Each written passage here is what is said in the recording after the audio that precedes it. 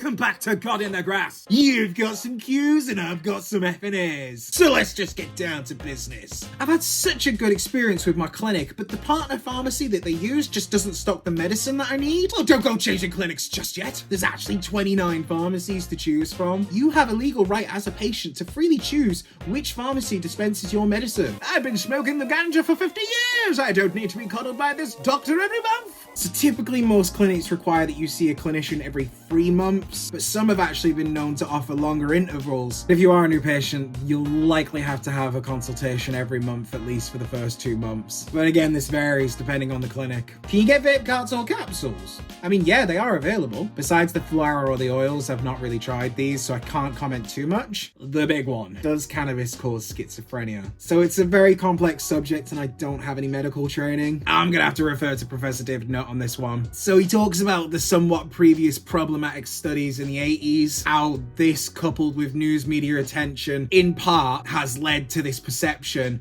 that cannabis causes schizophrenia. Current evidence suggests a much weaker link. US studies suggest that the genes control a large part of the risk when it comes to schizophrenia. He does state that there are other non-genetic risk factors as well. So a link that still exists with cannabis and schizophrenia is that it will manifest itself earlier in someone who already has a genetic predisposition. You say there's over 30,000 patients, but then where are they? Well, myself included, we live in the centre of the Shire, over the rolling hills of the far eastern part of West Farthing.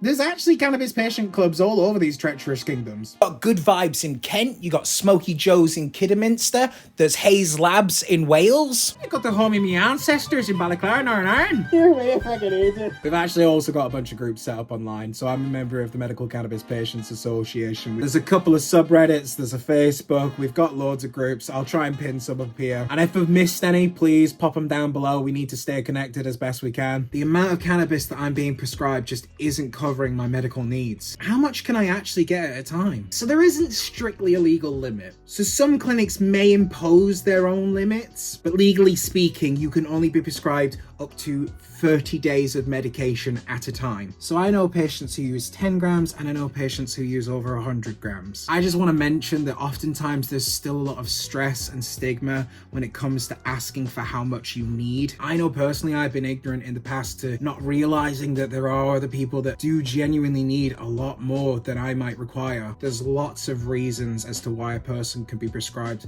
a little to a lot. People in our community who just need to have more because their needs dictate it, or it affects them very differently, or they've been using cannabis for a very long time, or the medical cannabis that they're getting isn't giving them the same level of relief as it has when they've had cannabis from other sources. So you should be prescribed based on your individual needs and how it affects you as an individual. Isn't it just that though?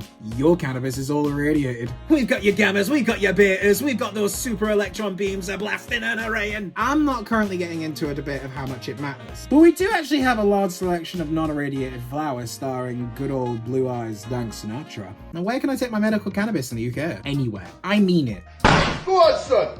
In a plane, in Parliament, or even on a train. Hold on! That doesn't mean a private facility can't refuse you from doing so. It can be considered a reasonable adjustment that could be called for under the Disability Act of 2010. I contacted Jet2 in advance and advised them I'd be bringing my medication, and they said that's fine, I can use it on the plane, and I confirmed it with the cabin crew and it was not a problem and I was able to medicate.